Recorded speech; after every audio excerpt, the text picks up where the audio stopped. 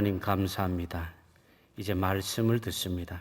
하나님 성령 역사심으로 이 말씀에 따라서 우리가 변화되게 하여 주시고 온전히 이 말씀에 따라서 순종하며 살아가는 하나님의 자녀들로 살게 하여 주시옵소서. 영의 양식을 마음껏 먹고 하나님을 더욱더 사모하는 하나님의 자녀들로 살게 하여 주시옵소서. 거룩하신 예수님 이름으로 기도드립니다. 아멘. 할렐루야.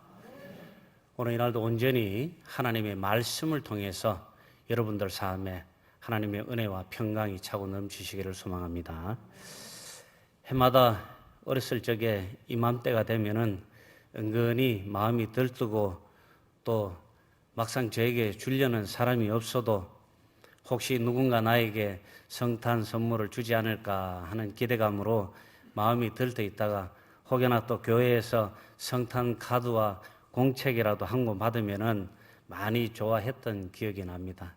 예전에는 이맘때가 되면 거리에는 성탄 추리와 캐롤 음악으로 넘쳐나서 사람들이 아주 들뜬 분위기 속에서 축제의 분위기를 보냈었습니다. 하지만 웬일인지 요즘은 거리가 썰렁하고 너무나 조용하기 짝이 없습니다. 그러나 선물은 이렇게 누구에게나 은근한 기대와 기쁨을 줍니다. 성탄의 주인공은 예수님이신데 이렇게 우리들 삶에서나 세상 속에서 주객이 전도된 지 아주 오래되었습니다. 얼마 있지 않으면은 우리가 그렇게 고대하던 예수님께서 이 땅에 오신 것을 기념하는 성탄절이 됩니다. 여전히 하나님께서는 우리에게 2000년 전에 우리에게 그러하셨듯이 우리에게 가장 값지고 멋진 선물을 주시기 위해서 역사하시는 줄로 믿습니다. 가수 션이라는 사람이 있습니다. 본명은 노승환 씨, 그의 아내는 탤런트 정혜영 씨입니다. 이 부부는 결혼하면서 하루에 10,000원씩 기부를 하기로 약속을 했다고 합니다. 그래서 이들이 지난 2005년 컴패션과 인연을 맺은 후 현재 전 세계에 1,400명이 넘는 어린이들을 후원하고 있습니다. 사회 곳곳에 도움이 필요한 곳들에 션이 개인으로 기부한 금액만 자그마치 55억이라고 합니다. 결코 이들이 돈이 많아서 부자라서 이러한 금액을 기부하거나 날마다 그것을 위해 애쓰는 것은 아니라고 합니다. 이러한 이들의 행보를 통해서 세상 사람들로부터 귀감이 되는 기독교인들입니다. 어느 날 어떤 프로에서 이 부부가 나와서 이야기를 하는데 션이 자신이 이런 일을 할 수 있도록 도와준 아내에게 감사와 사랑의 마음을 전하면서 당신 같은 아내를 만나서 너무나 감사하다며 아내인 혜영 씨에게 답례를 하라고 해달라고 부탁을 했습니다. 아내인 혜영 씨는 이렇게 대답합니다. 션, 당신을 만나서 이렇게 행복하고 많은 일들을 할 수 있어서 좋지만 그것보다 더 큰 것은 내가 주님을 만나게 된 것이 자신에게는 가장 큰 선물입니다. 이렇게 대답을 했다고 합니다. 할렐루야. 션은 당연히 나도 당신을 만나서 너무 기쁘고 너무 사랑해요. 이런 로맨틱한 대답을 듣고 싶어 했을 것입니다. 그런데 의외로 이 혜영 씨는 션을 사랑하는 것보다 더 큰 선물과 축복이 예수님을 만난 것이라고 고백했습니다.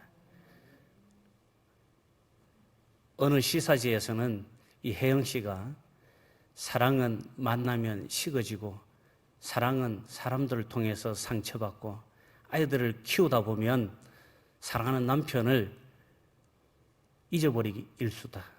그리고 세월이 지나면 처음에 열렬히 사랑했던 그 사랑했던 마음보다 다른 마음으로 살아간다. 이렇게 고백한 것을 제가 보았습니다. 그러나 우리가 사랑하는 하나님, 우리가 사랑하는 예수님은 결코 우리를 식지도 않고 외면하시지도 않고 버리시지도 않으시는 하나님이신 줄로 믿습니다.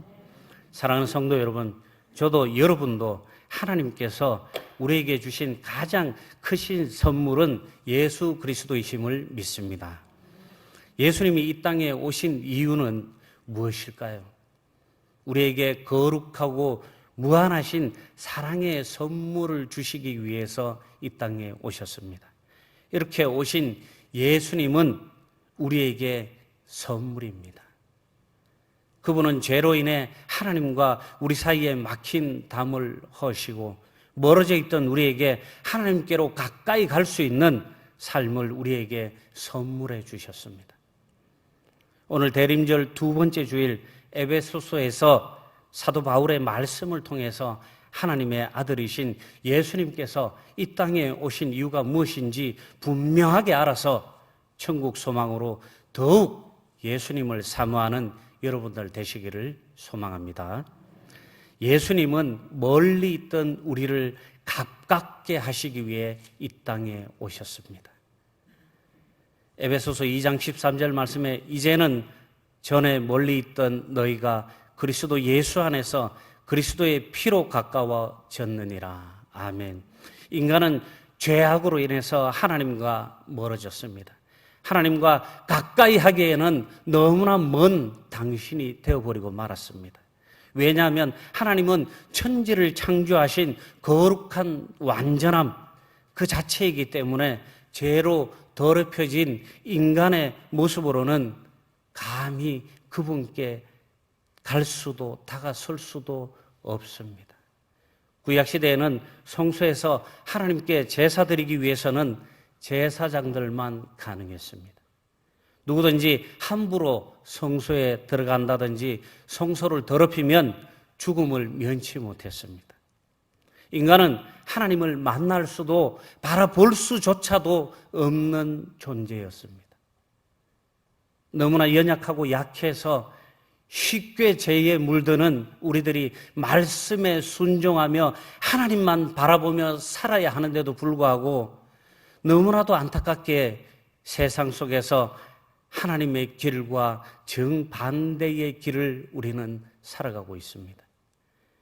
구원의 영광이 아닌 죄와 사망의 길로 살아가고 있습니다. 그러나 하나님은 그분이 창조하시고 보시기에 좋았더라고 하신 우리 인간을 안타깝게 보시고 죄악으로 가득 차서 죽여도 시원찮을 우리를 사랑하셔서 우리와 교제하며 지내시기를 원하시며 죄와 사망의 길을 가서 결국 영원히 멸망하게 될 인간을 끝까지 포기하지 않으시고 우리를 구원하기 원하셨습니다.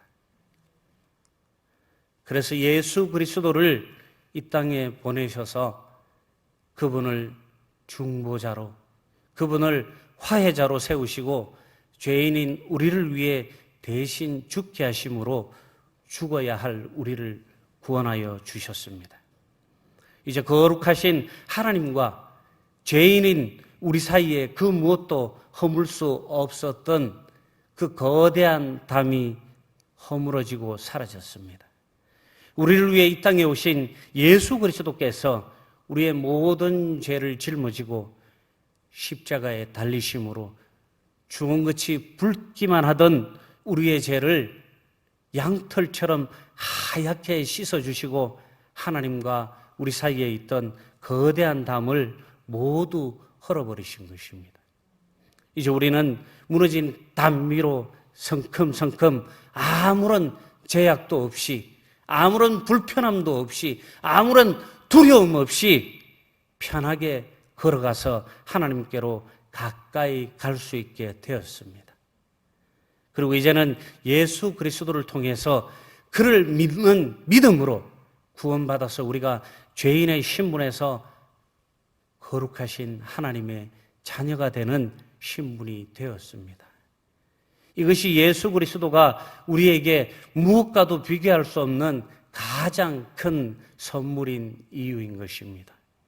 우리를 위해 기꺼이 독생자 아들을 선물로 내어주시고 또한 우리를 위해 기꺼이 선물이 되어주시고 자신을 버리신 예수 그리스도의 오심을 기다리며 예배드리며 기도와 찬양을 드리며 하나님과 더욱 가까워지는 우리 영일만교회 성도들 모두 되시기를 소망합니다. 두 번째로 이 땅에 평화를 주시기 위해서 예수님께서 오셨습니다. 예수님은 이 땅에 평화를 주시기 위해서 오셨습니다. 에베소서 2장 16절 말씀에 십자가로 이 둘을 한 몸으로 하나님과 화목하게 하려 하심이라. 원수된 것을 십자가로 소멸하고 또 오셔서 먼 데 있는 너에게 평안을 전하시고 가까운 데 있는 자들에게 평안을 전하셨으니 아멘.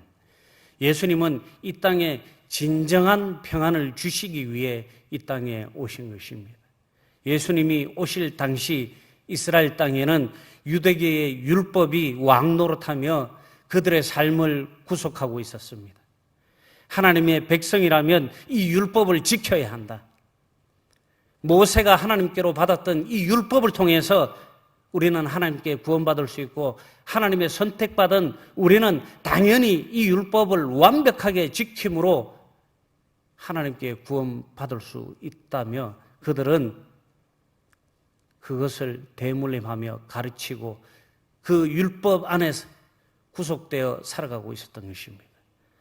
바울 사도 역시 유대인 출신으로 유대교에 열심을 내며 심취해 있었고 심지어는 우리를 위해 이 땅에 오신 예수 그리스도를 핍박하고 그분을 따르는 사람들을 잡아서 옥에 가두고 죽이는 일에 서슴지 않고 앞장섰던 사람입니다. 그러나 그가 다메섹 도상에서 하나님의 계획에 의해서 예수님을 만나고 그때부터 예수님을 자신의 구주로 영접하고 나서는 완전히 예수님을 핍박하던 삶에서 예수님을 위해서 순교를 작정하고 사는 삶으로 그의 인생이 바뀌어 버렸습니다. 심지어 그는 자신을 디모데전서 1장 15절에 내가 괴수니라 괴수 중에 괴수라며 말씀하였고 고린도전서 15장 31절 말씀에 형제들아 내가 그리스도 예수 우리 주 안에서 가진 바 너희에 대한 나의 자랑을 두고 단언하나니 나는 날마다 죽노라. 아멘. 자기 자신을 괴수 중에 괴수라고 고백하고 날마다 나는 죽는다고 바울은 고백하고 있습니다.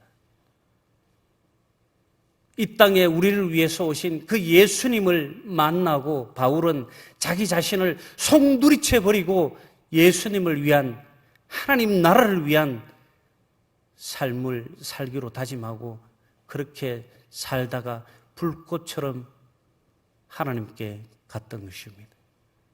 사랑하는 성도 여러분,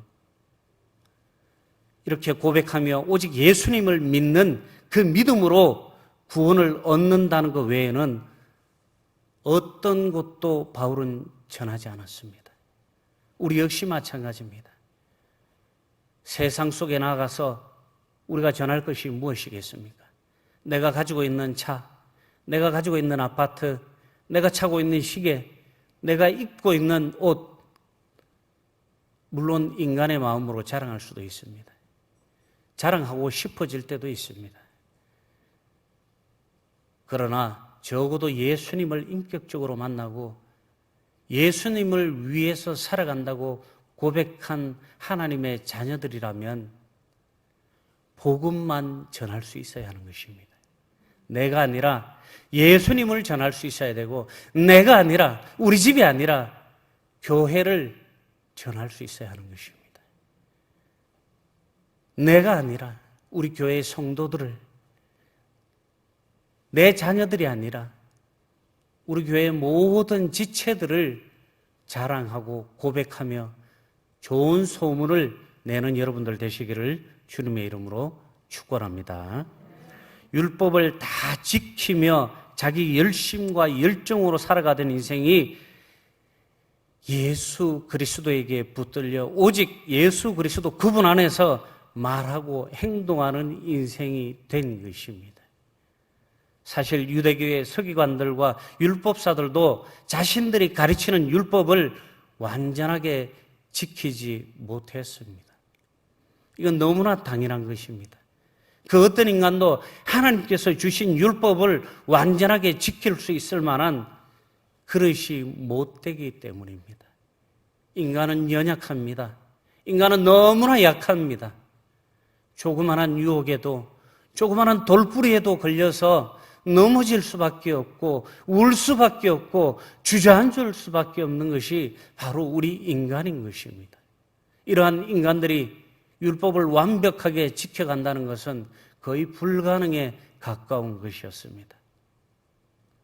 자신들도 못 지키는 율법을 이 서기관들과 율법사들이 가르치다 보니 그들은 사람의 눈을 속이고 연기하는 생활을 했습니다. 그야말로 이중 생활을 했던 것입니다. 그렇다 보니 복음에 집중적으로 예수님의 질책을 받는 사람들이 바로 이 율법주의에 사로잡혀 살던 바리새인들이었습니다. 예수님의 행적을 따라서 예수님의 사역을 따라다니면서 사사건건 쫓아다니면서 시비 걸고 마지막 십자가에 달리게까지 했던 사람들이 바로 이 율법주의자들 바리새인들이었습니다. 그렇다면 과연 그들의 마음에 평안이 있었을까요? 아무리 애쓰고 열심을 내도 율법을 다 지킬 수 없다는, 다 지키지 못한다는 생각으로 포기해버리거나 지키는 척만 하며 자유함이 없는 삶을 살고 있었을 것입니다. 그야말로 불편한 인생을 살아갔던 것입니다. 그러니 사사건건 모든 것이 짜증스럽고 사사건건 시부거리가 될 수밖에 없었던 것입니다. 자신들 기준에 조금만 벗어나면 이것은 시비거리가 되는 것입니다. 이들은 삶의 모든 것들을 율법에 맞추어졌고 삶의 모든 것들을 율법의 기준에 맞추어서 살았던 사람들입니다. 사실 이스라엘 유대교 사람들은 지금도 600가지가 넘는 율법을 만들어서 그것을 만들어 놓고 그것을 지키기 위해 안식일에는 승강기 버튼 누르는 것조차도 일하는 것으로 간주해서 자동으로 각 층마다 서서 운행하는 승강기를 설치해서 안식일 전용 승강기를 사용하고 있다고 합니다. 그러나 우리의 주인이신 주님은 우리가 그렇게 그런 삶에 얽매여 사는 것을 절대로 원하지 않으십니다.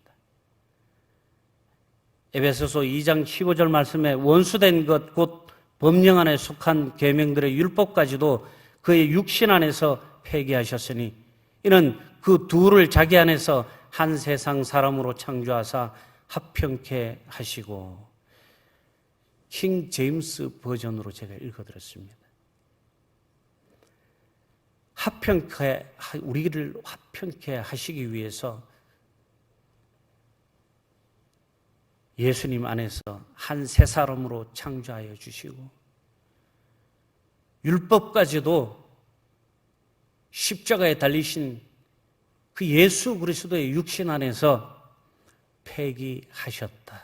아멘. 예수님께서는 이 땅에 인간의 육신으로 오셔서 하나님의 거대한 구원 프로젝트를 통해서 원수된 것과 우리가 다 지킬 수 없는 율법마저도 폐기시키시고 스스로 구원을 이룰 능력도 자격도 없는 한계투성인 우리의 연약하고 나약한 삶을 하나님과 화목하고 하나님 안에서 화평한 삶으로 우리를 바꿔주셨습니다. 예수님께서는 자신의 이익이 아니라 하나님과 우리의 화평을 위해서 이 땅에 오셔서 우리의 죄를 대신 짊어지시고 십자가 사건을 통해서 우리의 더러운 죄의 문제를 해결해 주셨습니다.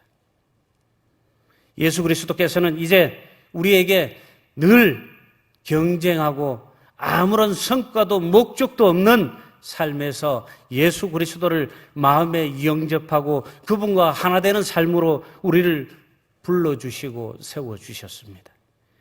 내 힘으로는 이루는 구원이 아니라 나의 모든 것을 주님께 맡겨드릴 때 주님께서 이루어 주시는 구원의 길로 들어서게 되는 것입니다. 내 스스로 가는 것이 아니라, 내 스스로 이루어지는 구원이 아니라, 내 스스로 그 구원을 절대 이룰 수 없다는 것을 주님께서 가르쳐 주시는 것입니다. 오직 주님께서 열어주신 그 구원의 문, 그 구원의 문을 통해서만 우리가 구원을 얻을 수 있다는 것입니다. 그리스도 안에서 하나님과 하나 된 기쁨, 하나님의 자녀가 된 기쁨을 우리 사랑하는 성도 여러분, 지금 만끽하고 누리고 살아가고 계십니까? 살아가고 계시면 아멘. 살아가고 계시면 아멘. 아멘.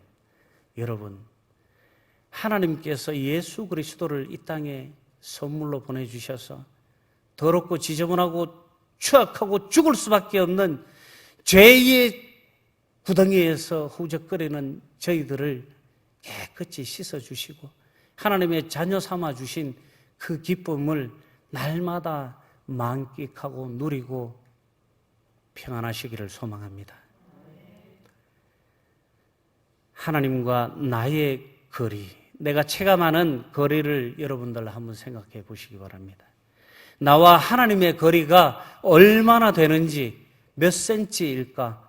몇 미터일까? 아니면 몇 킬로미터인가? 아니면 잴 수 없을 만큼 너무나 먼 당신으로 살아가고 있는지, 정말로 부모와 자식 간에 거리가 있어서는 안 되는 것입니다. 하나님과 우리와의 관계도 부모와 자식 간의 관계이기 때문에 결단코 거리가 존재해서는 안 되는 것입니다. 거리가 있으면 서먹서먹하고 불편하면 어떻습니까?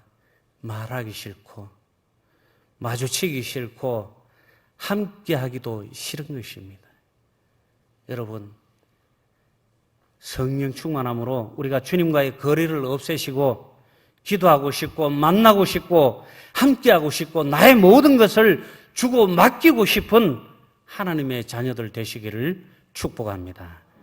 진정한 그리스도인의 삶은 내가 아닌 그리스도에게 모든 주권을 맡기는 삶을 살아야 하는 것입니다. 사도 바울은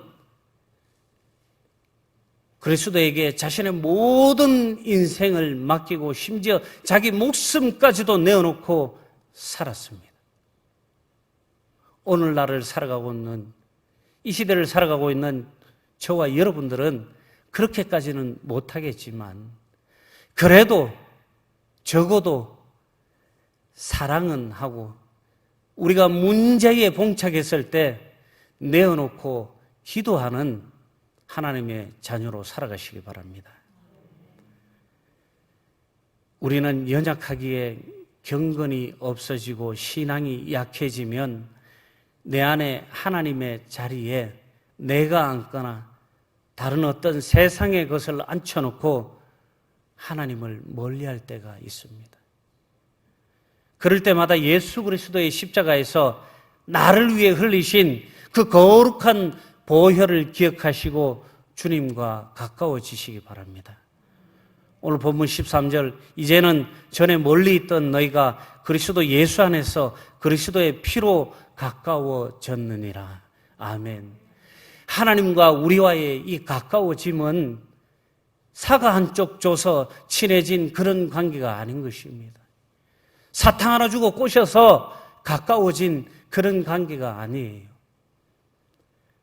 하나님과 우리와의 이 가까운 관계는 예수님께서 이 땅에 오셔서 인간들에게 잔혹하게 조롱당하고 고난받으시고 발가벗겨져서 십자가에서 마지막 피 한 방울까지 다 쏟아내시며 우리의 죄를 씻어주신 그 대가로 얻어진 것입니다. 예수 그리스도의 그 피값으로 하나님과 우리의 관계가 가까워진 것입니다. 그리스도 밖에 있었던 자들, 멀리 있었던 모든 자들이 예수 그리스도의 대신 피 흘려 주심으로 말미암아 가깝게 된 것입니다. 죄로 인해 멀리 하나님으로부터 떠난 인간, 이들이 다시 하나님께 가깝게 나아갈 수 있게 된 은혜는 바로 예수님 때문입니다.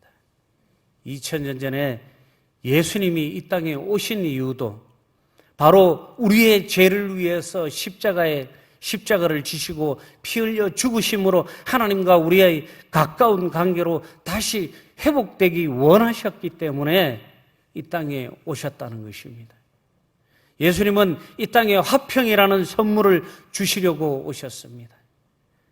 죄로 인해 하나님과 멀어진 인간에게 평안은 없어졌고 사망은 음침함이 되어서 우리의 삶을 갉아먹고 있었습니다.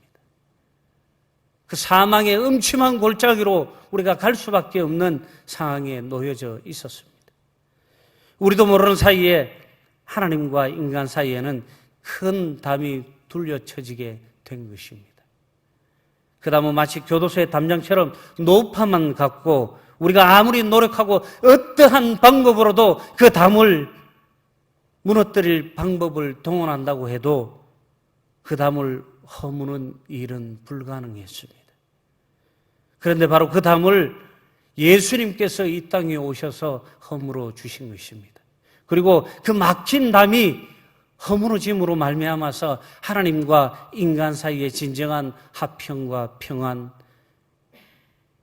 의의 길이 열리고 죄인이어서 하나님의 얼굴을 볼 수도 그분에게 가까이 갈 수도 없었던 우리가 허물어진 장벽을 넘어서 하나님께로 달려갈 수 있게 된 것입니다. 성탄절은 바로 이 놀라운 일을 이루신 분, 사망의 길에서 하나님과 화평하는 길로 우리를 이끄신 분이신 예수 그리스도의 탄생을 기념하고 축하하는 날입니다. 대림절은 세상의 쾌락을 위한 파티를 기다리는 것이 아닙니다.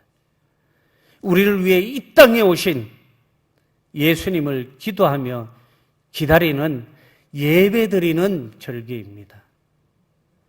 우리와 하나님과의 화평을 위해 기꺼이 십자가에 달려 고난받으신 예수 그리스도의 거룩한 보혈을 기억하며 다시 오실 예수 그리스도를 간절히 사모하는 마음으로 기다리며 예배드리는 여러분들 되시기를 소망합니다. 마지막으로 예수님께서는 교회의 머리가 되셔서 우리가 그분을 통해 그분의 몸이 되신 교회에 모여서 하나님께 예배드리게 하기 위해서 이 땅에 오신 것입니다. 예수 그리스도를 통해 우리는 성령 안에서 하나님께로 나아갈 수 있게 되었고 하나님께 예배를 통해서 하나님께 영광을 드릴 수 있게 하나님의 자녀된 우리를 통해 하나님의 영광을 나타내시고 영광을 드리기 위해 예배 드리기 위해 이 땅에 오셨습니다. 예수님께서 이 땅에 오셔서 아무 흠없는 깨끗한 보혈을 흘려서 주황같이 붉은 인류의 죄를 하나님으로부터 사해 주셨습니다. 우리가 흘려야 할 피를 예수님께서 대신 십자가를 지심으로 대신 흘리셔서 마지막 한 방울의 보혈까지도 다 짜내어서 우리의 죄값을 대신 치루어 주신 것입니다. 이로 인해 우리는 제사함으로 죄의 신분에서 벗어났고 거룩한 하나님의 자녀가 되었습니다. 거룩하고 깨끗하게 된 상태로 전능하신 만유의 창조주 되시는 하나님께 당당히 나아갈 수 있는 거룩한 존재가 된 것입니다.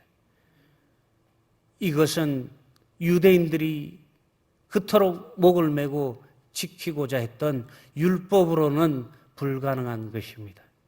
그러나 예수님의 오심과 피 흘리심을 통해 우리에게 이 모든 일이 이루어졌습니다. 새로운 삶의 길이 열렸습니다. 정말 감사하고 기쁜 일이 아닐 수가 없습니다. 교회를 통해 우리가 자유롭게 주님께 예배드림으로 천국 소망을 누리게 하시고 그리고 성삼위일체의 하나님과의 교제를 가능하게 하시고 그리고 온 인류의 화평을 위해 기꺼이 우리의 선물이 되셔서 교회의 머리와 몸이 되어주신 예수님, 이런 예수님께서 하나님과 멀어졌던 우리를 가깝게 하시고 이 땅에 진정한 평안을 주시기 위해서 이 땅에 오셨습니다. 또한 교회의 머리가 되셔서 우리가 그분을 통해 그분의 몸이 되신 교회에 모여서 하나님께 예배드리게 하기 위해서 선물이 되셔서 이 땅에 오셨습니다. 대림절 두 번째 주 새로운 선물로 다시 오실 예수 그리스도를 기다리며 예배드리며 찬양과 영광으로 하나님을 기쁘시게 해드리는 우리 영일만교회 성도들 모두 되시기를 축복합니다. 기도하겠습니다. 사랑의 하나님 감사합니다. 오늘 이날도 함께하여 주시고